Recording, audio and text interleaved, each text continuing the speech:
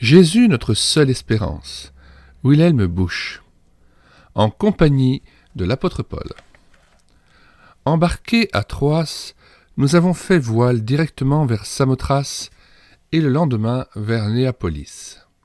De là, nous sommes allés à Philippe, qui est la première ville de ce district de Macédoine et une colonie romaine. Nous avons séjourné quelques jours dans cette ville, acte 16, versets 11 à 12.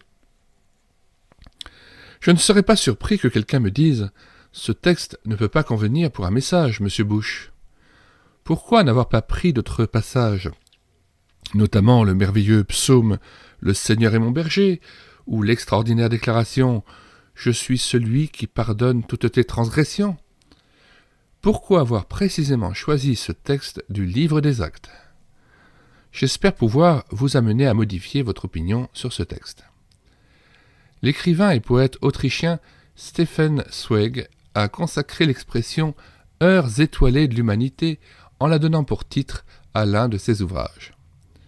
Pour ma part, les heures étoilées de l'humanité sont celles où un phénomène invisible oriente soudain l'histoire de l'humanité dans une meilleure direction. C'est justement ce que révèle notre texte. C'est pourquoi je vous demande de ne pas le sous-estimer. Paul apporte sur notre continent l'évangile de la grâce de Dieu offerte gratuitement aux pécheurs. C'est précisément l'évangile qui modifiera dès lors le visage de l'Europe. Accompagnons l'apôtre au moment où il foule pour la première fois le sol européen. Débarquement à Néapolis. Le voyage de Paul comporte 3 grandes étapes. Parti de Troas en Asie mineure, Paul débarque à Néapolis, une petite ville portuaire sur la côte de Macédoine. Paul n'était pas un homme insensible. Au sortir du bateau, il a dû être ému à la pensée qu'il posait ses pieds sur une terre inconnue de lui. Il ne s'agissait pas d'une petite aventure. Qu'a-t-il vu en arrivant à Néapolis ? Je n'ai personnellement jamais visité cette région, mais on me l'a assez décrite. Il a tout de suite remarqué les montagnes qui venaient mourir dans la mer et ne laissaient que peu de place pour le port de Néapolis. Immédiatement, il a dû se dire « Je devrais sans doute franchir ces montagnes, derrière lesquelles m'attend une lourde tâche. » Je m'imagine journaliste. J'ai été informé de l'arrivée de Paul à Néapolis. Perspicace, je saisis tout de suite la portée de l'événement. C'est pourquoi, voulant faire la une des journaux, je me précipite sur le quai lorsque Paul descend du navire. Je fends le groupe d'amis qui accompagne l'apôtre et parviens jusqu'à lui. Là commence mon interview. Wilhelm Busch. Paul, te voilà donc en Europe. À quel titre y viens-tu ? En touriste ? Es-tu en voyage d'affaires ? Viens-tu de ton propre chef ? Rien n'a changé fondamentalement depuis lors. Il y a toujours des voyageurs en quête de nouveaux marchés, il y a toujours des touristes. D'où viens-tu, Paul ? Paul. Je viens comme apôtre. Ce titre m'a été conféré par Dieu et non par une autorité humaine. Je viens comme messager, c'est ce que signifie le mot apôtre. Messager du Seigneur glorieux, Jésus-Christ. Je suis porteur d'un message universel. Le Seigneur Jésus-Christ, le Fils de Dieu, qui s'est fait homme, miracle suprême, qui a été cloué sur la croix pour le péché du monde et qui est ressuscité d'entre les morts, puis a été souverainement exalté. Ce Seigneur Jésus-Christ m'a confié le message suivant. Vous tous, habitants de la terre, tournez-vous vers moi et vous serez sauvés. Je suis l'ambassadeur de cette bonne nouvelle. Et Paul ajoute, même si je suis réduit au silence, il faudra néanmoins que cette bonne nouvelle se propage. Vous tous, habitants de la terre, tournez-vous vers moi et vous serez sauvés. Il pressent qu'un jour, il subira le martyre quelque part en Europe. Permettez-moi d'ouvrir une parenthèse importante. Vous autres, jeunes gens et jeunes filles, quel que soit votre âge, vous êtes-vous vraiment déjà tournés vers Jésus ? Savez-vous, par expérience, ce que signifie être sauvé ? Si vous ne le savez pas, alors vous ne connaissez pas grand-chose du christianisme. Wilhelm Busch. Tu es donc un messager, cela n'a rien d'extraordinaire. Paul. C'est vrai, mais je ne suis pas que cela. Wilhelm Busch. Qu'es-tu donc encore? Je sors alors un carnet pour noter la réponse de Paul. Paul. Je suis un combattant, vois-tu. Un jour, le diable s'est vanté, devant le Fils de Dieu, d'avoir assujetti le monde entier. À voir ce qu'est devenue l'humanité, je n'ai pas de peine à le croire. Jésus lui-même n'a pas contesté cette affirmation. Mais je suis un combattant, et au nom du Seigneur Jésus, qui a réconcilié le monde avec Dieu, je viens disputer ce pays au diable. Mes amis, ce combat n'est ni plus ni moins la contestation du pouvoir diabolique sur l'Europe contemporaine et par là même sur la France. Car nous n'avons pas à lutter contre la chair et le sang, mais contre les principautés, contre les pouvoirs, contre les dominateurs des ténèbres d'ici-bas, contre les esprits du mal dans les lieux célestes. Wilhelm Busch. C'est évidemment une tâche immense. Es-tu encore investi d'autres fonctions? Paul. Oui, je suis aussi un semeur. Patiemment, je répands la semence vivante de l'Évangile dans le cœur des hommes. Je ne me fais guère d'illusions. Le Seigneur m'a déjà prévenu qu'une grande partie de cette semence tomberait sur un terrain dur et rocailleux où elle ne germera pas. Si je posais un grain de blé sur le bois de cette chair, il ne pourrait pas prendre racine, ni par conséquent porter du fruit. Les cœurs sont encore plus durs que ce bois. La plus grande souffrance que peuvent éprouver les prédicateurs chargés de répandre la bonne semence de l'Évangile, c'est de constater à quel point le cœur des auditeurs est endurci. Les plus endurcis, ce ne sont pas les pécheurs notoires ou les meurtriers, mais les propres justes, ceux qui estiment pouvoir se passer d'un sauveur et qui se trouvent bien comme ils sont. Je sais bien qu'une grande partie de la semence tombera dans des cœurs où elle sera aussitôt étouffée par les soucis du monde, par l'appât du gain et les plaisirs sensuels. Hélas, je ne le sais que trop. Je le sais aussi, moi, Wilhelm Busch. J'ai vu de nombreuses personnes accepter avec empressement l'Évangile. Mais peu après, le monde était à nouveau entré dans leur cœur et avait étouffé la jeune pousse. Mais le Seigneur me fait aussi découvrir de bonnes terres, ces cœurs dans lesquels la semence de l'Évangile s'enracine et porte du fruit. Je vais semer sans relâche, comme le dit le proverbe. Répands inlassablement la semence, puis laisse Dieu agir. Il la fera croître jusqu'à la moisson. Sur ces mots, Paul quitte Néapolis vers la montagne qu'il va devoir franchir. Suivons les traces de l'apôtre. Pour cela, nous disposons d'un moyen rapide, la pensée. Survolons la chaîne de montagnes et attendons notre héros sur l'autre versant. Laissons pour l'instant cet homme remarquable, semeur, combattant, messager, vaillant soldat, s'enfoncer avec ses compagnons dans les vallées, longer les ruisseaux et gravir les pentes. Des années plus tard, l'apôtre Paul a évoqué les dangers qu'il rencontrait lors de tels voyages. Exposé aux dangers des fleuves, aux dangers des brigands, à la faim et à la soif, dans les jeûnes, dans le froid, dans le dénuement. Je suis persuadé qu'il a affronté tous ces dangers lors de cette traversée des montagnes macédoniennes. On m'a dit en effet que dans ces contrées, l'insécurité est aussi grande aujourd'hui qu'alors, et les risques aussi nombreux. Actuellement, une route pas très carrossable permet de franchir le col. Dans quel état se trouvait le chemin emprunté par l'apôtre? Mais les craintes et les dangers n'ont pas arrêté l'intrépide voyageur et ne l'ont pas détourné de sa trajectoire. Je me demande si, personnellement, nous n'aurions pas fait demi-tour devant la montagne de difficultés, si nous n'aurions pas baissé les bras en soupirant. C'est trop dur. Paul, lui, poursuit résolument sa route. Pourquoi rien ne peut-il l'arrêter? Tout simplement parce qu'il est non seulement messager, semeur et soldat, mais aussi esclave de Jésus-Christ. C'est ce titre qu'il affectionne particulièrement et qu'il revendique dans ses lettres. Je ne m'appartiens plus à moi-même, j'appartiens à Jésus qui m'a racheté par son sang. Si votre cœur a été illuminé, si vous êtes au clair sur votre condition de chrétien, alors vous comprenez le sens de l'expression « Jésus m'a racheté. Il a payé la rançon de votre libération en versant son précieux sang. Désormais, vous lui appartenez et vous en êtes heureux. Mais cet état ne peut résulter que d'une décision prise en pleine connaissance de cause. Paul est un esclave de Jésus-Christ. Je serais presque tenté de le dire sous une autre forme. Il est une marionnette dans les mains de Dieu. Je m'explique car il est important que vous compreniez bien ma pensée. Il y a des régimes totalitaires. Beaucoup d'entre nous ont connu ces périodes sombres de notre histoire. Des individus qui s'abandonnent corps et âme au pouvoir.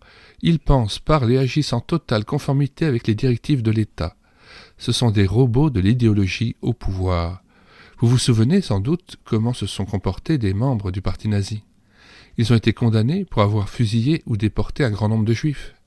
Au tribunal, ils n'ont eu qu'une excuse à la bouche. « J'accomplissais mon devoir ». Ces hommes ne réfléchissaient plus par eux-mêmes. Ils avaient fait taire leur conscience. Ils accomplissaient servilement ce que le pouvoir ordonnait. Quelle horreur! Cette caricature démoniaque permet cependant de comprendre la condition réelle du chrétien. En se convertissant à Jésus-Christ, Paul a renoncé à lui-même. Il a chassé tous les occupants mauvais de son cœur et invité Jésus à prendre toute la place, ce qu'il a fait. Désormais, sa vie, sa volonté, ses membres et ses lèvres sont aux ordres de Jésus. Peut-être direz-vous, n'est-ce pas précisément ainsi qu'agissent ceux qui se vouent corps et âme à la cause de régimes totalitaires? Oui et non. Malgré la ressemblance, c'est fondamentalement différent. En effet, Jésus est un sauveur, pas un tyran. Le mieux qui puisse m'arriver ici-bas, c'est justement d'être rempli de Jésus. Ah, que nous sommes loin d'être de vrais esclaves de Jésus-Christ. Mais au fait, voulons-nous vraiment le devenir?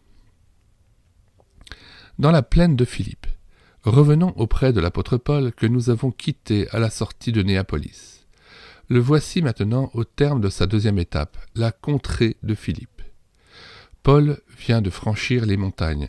Il aborde maintenant une grande plaine très fertile, sillonnée de nombreux cours d'eau.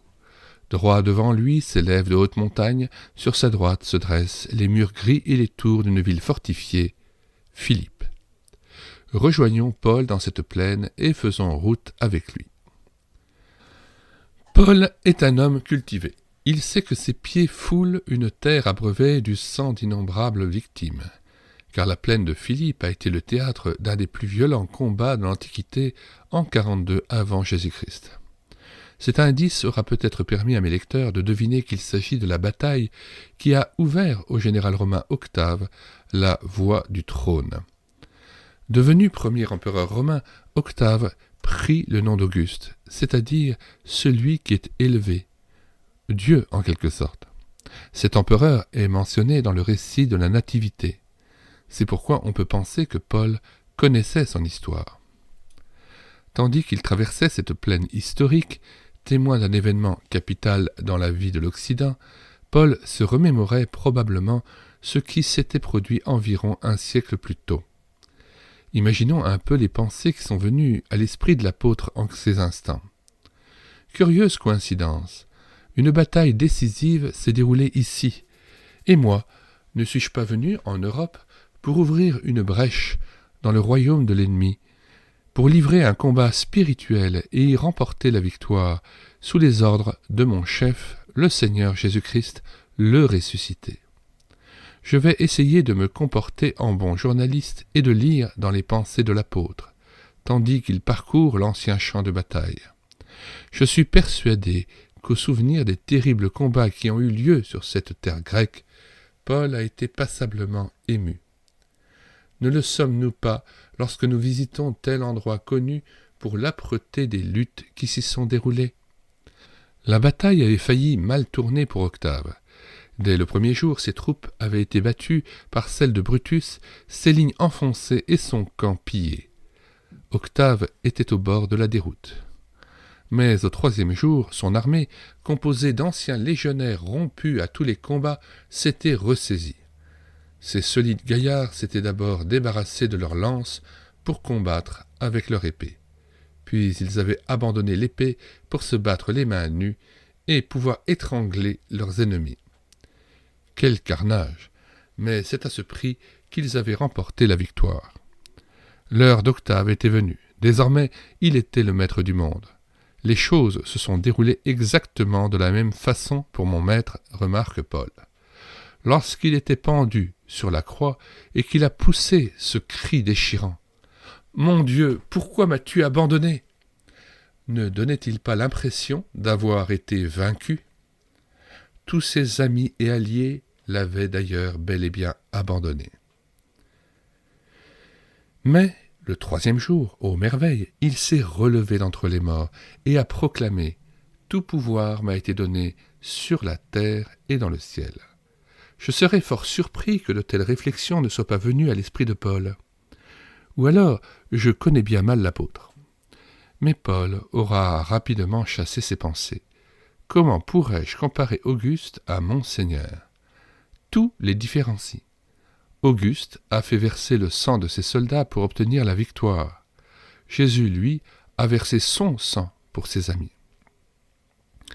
Les idéologies et les hommes qui se présentent en libérateurs de l'humanité sacrifient des millions d'êtres à leurs propres intérêts. Jésus, lui, s'est laissé clouer sur une croix et a versé son sang en rançon. Ce sang a été répandu pour purifier les enfants de Dieu de tout péché. En fin de compte, que recherchait Auguste? Pourquoi a-t-il livré bataille? Simplement pour accroître sa puissance et étendre davantage son influence. Et Jésus? Jésus s'est battu pour gagner des hommes, non pour augmenter son pouvoir. Avez-vous déjà compris que Jésus lutte pour gagner votre âme? Il veut sauver les hommes de la culpabilité et du péché. Car notre péché nous rattrape toujours. C'est pourquoi j'éprouve le besoin d'être délivré de moi-même et du monde qui passe, de la mort, de l'enfer et du diable. C'est pour affranchir les hommes et les sauver que Jésus est venu. Auguste s'est battu pour étendre sa domination, Jésus pour obtenir notre salut. Il me semble voir Paul arpenter l'ancien champ de bataille, plongé dans ses réflexions. Du fait que l'empereur Auguste et Jésus soient déjà associés d'une manière remarquable dans le récit de la naissance du Fils de Dieu, il était assez logique que l'apôtre les rapproche aussi dans sa méditation sur ce site historique. Tant d'autres détails ont pu alimenter sa réflexion. Il a trouvé une pièce de monnaie à l'effigie de Jules César et de son fils adoptif, Octave, le futur César Auguste. Elle porte une inscription. César, Dieu, Octave Auguste, fils de Dieu. Fils de Dieu, des mots qui figurent dans la Bible. Theou Huios. Auguste a osé se faire appeler fils de Dieu. Il a revendiqué le titre de Kurios, c'est-à-dire Seigneur. Sur une pierre découverte près de Brno, en Tchécoslovaquie, Auguste se voit attribuer le titre de Soter, c'est-à-dire de sauveur. Ainsi cet empereur s'est fait appeler fils de Dieu, sauveur et seigneur. Au moment où Paul parcourait cette plaine riche de leçons historiques, l'empereur Auguste était mort et décomposé depuis longtemps, et son nom ne faisait plus trembler. Des hommes de sang s'étaient battus après lui pour prendre sa succession. J'imagine alors facilement l'apôtre Paul élargir son champ de réflexion. Me voici, moi, simple messager et modeste semeur. Je viens vous faire connaître le véritable Fils de Dieu, non celui qui s'est élevé d'en bas, mais celui qui est descendu d'en haut, du trône de Dieu. Je vous annonce celui qui est le véritable Soter, le Sauveur qui vit à jamais, qui ne connaîtra jamais la tombe, mais qui demeure éternellement vivant pour sauver. Je viens vous révéler l'authentique Kurios, le Seigneur des Seigneurs. Tant que vous n'aurez pas saisi ce message et accueilli ce Jésus comme Seigneur de votre vie, vous serez des hommes malheureux et perdus. Je viens ici pour vous dire qui est le vrai Sauveur du monde. J'ai du mal à croire que sur ce trajet vers Philippe, Paul n'a pas été plongé dans de telles pensées. Philippe. La ville de Philippe est le terme de la 3e étape après Néapolis et la plaine de Philippe. Nous avons séjourné quelques jours dans cette ville, précise l'auteur biblique. Malgré la fatigue du voyage que vous venez de faire avec moi, n'abandonnez pas cette aventure avant son terme. Dois-je rappeler que Paul a parcouru ce chemin à pied, dans des conditions parfois difficiles, alors que vous pouvez le refaire tranquillement installé dans un fauteuil ? Paul a notamment souffert de la chaleur. Vous jouissez sans doute de la douce atmosphère d'une maison bien tempérée. Luther a traduit « Philippe était une ville libre ». Mais le mot grec est « colonia ». Philippe était réellement une colonie romaine. Il est vrai que le mot « colonie » évoque chez beaucoup l'idée de possession territoriale en Afrique ou ailleurs. Était-ce par répulsion pour cette idée que Luther a simplement changé le sens ? Je ne sais. Pourtant, la situation est simple. Les Romains occupaient alors tout l'Occident. Ils avaient établi ici et là des villes fortifiées dans lesquelles ils avaient installé leurs garnisons. Philippe était l'une de ces villes occupées partiellement par les Romains. Paul, accompagné de ses amis, notamment du médecin Luc, parcourt les ruelles étroites de cette ville fortifiée. « Quel monde différent du mien !» observe-t-il probablement. Jusqu'alors, Paul n'a jamais eu affaire aux Romains. Là, on croise des Romains partout, à chaque coin de rue. Chaque soldat rencontré rappelle à nos voyageurs la suprématie militaire de Rome. Tout respire la puissance, l'imperium romanum. Paul est sans doute loin de se douter qu'un jour des représentants de son évangile concluront un pacte avec la puissance militaire romaine. Cette alliance m'apparaît comme l'événement le plus monstrueux de toute l'histoire de l'humanité. Comment a-t-on pu réaliser un tel mariage ? Il en est résulté une église liée au pouvoir politique. Mais ne vous y trompez pas, la bonne nouvelle de Jésus et la puissance politique sont aussi peu conciliables entre elles que l'eau et le feu. Je suis peiné de devoir constater que si les églises riches et politiquement puissantes sont pleines de monde, elles sont vides de puissance et de richesse spirituelle. L'Évangile met l'accent sur le service, pas sur la domination. Jésus est venu pour servir et il s'est mis à notre service. Il veut nous rendre libres pour que nous servions les autres. Tenez compte de ce que je vous dis. Ne pensez pas uniquement à vous et à vos besoins. Apprenez aussi à servir les autres. Revenons à Paul. Il ne sait pas encore sur quel chemin perverti l'Église de Jésus va s'engager. En parcourant les rues de la ville, l'apôtre semble chercher quelque chose. Avez-vous une idée de ce qu'il cherche ? Des compatriotes, des Israélites. En parcourant le livre des Actes, vous remarquerez que chaque fois que Paul arrive dans une nouvelle ville, il se dirige vers la synagogue pour y annoncer Christ.